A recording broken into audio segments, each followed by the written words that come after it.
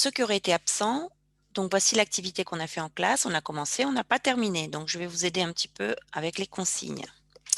Qu'est-ce qu'on doit faire? Alors, on va essayer déjà de répondre aux questions qui sont là.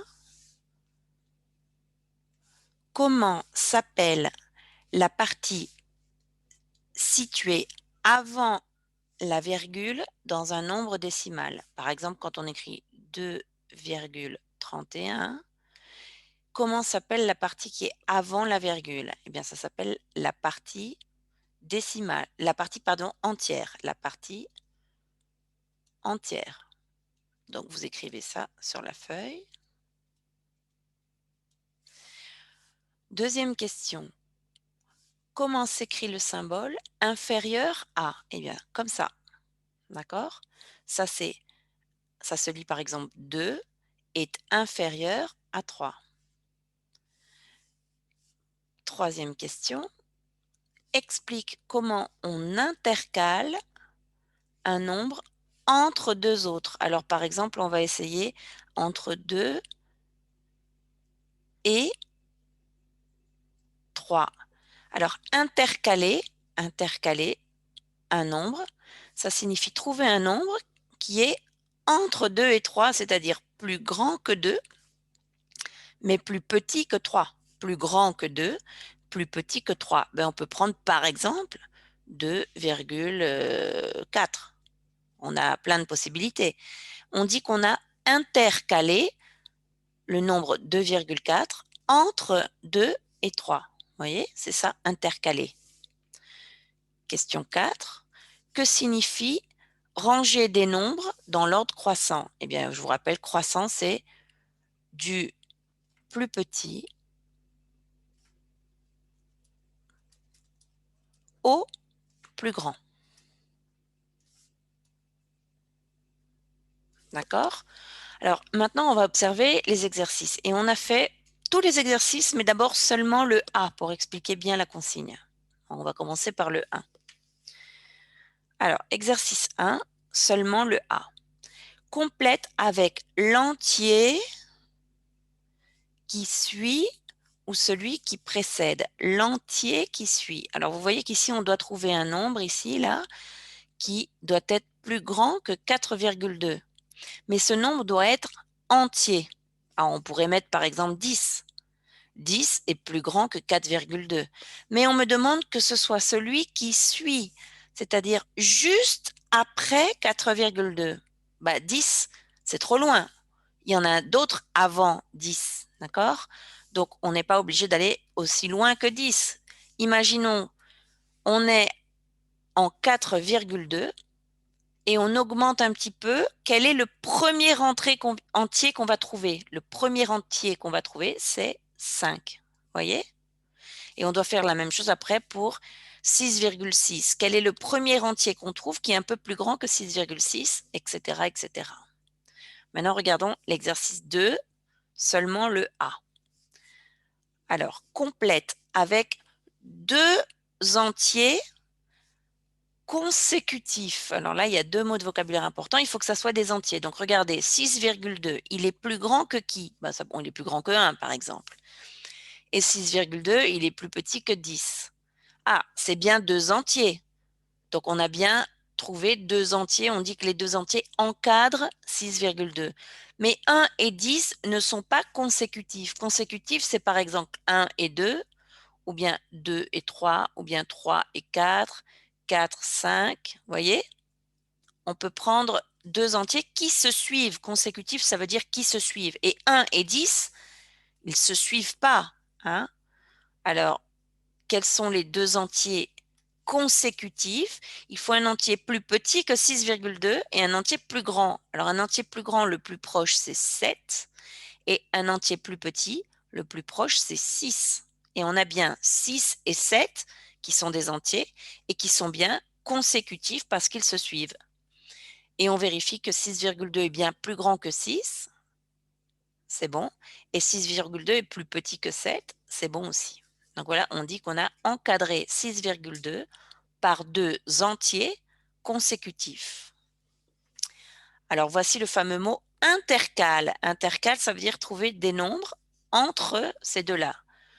Donc, vous voyez ici qu'on a 3,1 et on a 8,98. Donc, il faut trouver tous les nombres entiers qui sont entre 3,1 et 8,98. Ça veut dire plus grand que 3,1 et plus petit que 8,98. Alors, tous les entiers plus grands que 3,1. Donc, le premier que l'on trouve, c'est 4, puis 5, puis 6, puis 7, puis 8, et c'est tout, parce que le 9 est plus grand que 8,98. Et on a bien trouvé tous les nombres entiers qui sont intercalés entre 3,1 et 8,98. Vous voyez? Voilà pour ça. Passons au 4. Alors, vrai ou faux? Donc, je regarde le A, d'accord? Le 4A. Est-ce que c'est vrai que 1,807 est plus petit que 2,601? Alors, comment on fait pour comparer, pour savoir si c'est vrai ou faux? On regarde d'abord les unités. Là, il y a une unité. Là, il y a 2 unités. Ah, c'est fini, puisque le 1 est plus petit que 2. 1 est bien plus petit que 2, donc c'est vrai. C'est inutile de regarder les autres chiffres quand on a déjà trouvé la comparaison à partir des unités. Si les unités, c'est les mêmes, là, vous voyez que là, il y a 8, là, il y a 9, donc là, ça, c'est facile. Mais là, il y a 21, c'est les mêmes unités. Donc, une fois si on a les mêmes unités, on va regarder le chiffre des dixièmes, etc., etc. D'accord? Donc, vous regardez d'abord les unités. Si les unités sont égales, vous regardez les dixièmes. Si les dixièmes sont égaux, vous regardez les centièmes, etc., etc. On passe au 5. Alors, cette fois-ci, complétez avec ce symbole qui signifie inférieur, supérieur ou égal. Donc, 8,7, on regarde les unités. 8 ici, 3 là. Ah, c'est facile, 8 est plus grand que 3, donc on ne regarde même pas le reste. Hein? Si c'était les mêmes unités, on regarderait les dixièmes, puis les centièmes, puis les millièmes, etc. Alors, barre l'intrus. L'intrus, c'est celui qui n'est pas à sa place, celui qui ne respecte pas l'ordre. Donc, celui qui n'est pas dans l'ordre. Alors, regardez. Ici, on observe 14, 22, 16 et 21. Ça ne va pas.